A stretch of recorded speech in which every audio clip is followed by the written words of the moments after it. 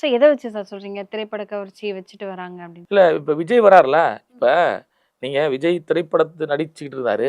அப்ப இங்க சாதிய படுகொலைகள், இங்க சாதிய வன்கொடுமைகள், ஆணவ படுகொலை நடந்திருக்கு.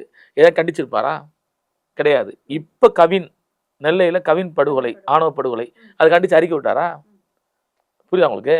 அப்ப ஆணவ படுகொலை செய்யப்பட்ட ஐ மீன் நெறைய பேர கூப்பிட்டு ஸ்டேஜ்ல வச்சு பேசுனாங்க சார். இவன் நெறைய விஷயங்கள் பண்ணுனாங்க சார். பேசுறது வேற, அதுக்காக கண்டிச்சு போராட்டம் நடத்து வேற. நடத்துனாங்க. போராட்டம் எங்க நடத்துனாங்க. நடத்துனாங்க? ம். எங்க நடத்துனாங்க? சும்மா ஒரு விஷயம்னா அவங்கள பார்த்து பனையூர்ல ஒரு பங்களா வச்சுக்கிட்டு பேசுறதெல்லாம் வேலை இல்ல. நாங்க என்ன சொல்றோம்னா, பாதிக்கப்பட்ட குடும்பங்களுக்கு போய் ஆதரவா நிக்கணும்.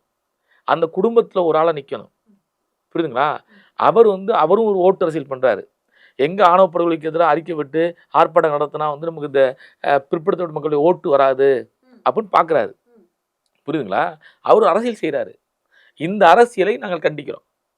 ஆகையால் விஜய் பின்னாடியோ, விஜயுடைய அரசியல் பின்னாடியோ ஒடுக்கப்பட்ட விளிம்பு மக்கள் போமாட்டாங்க.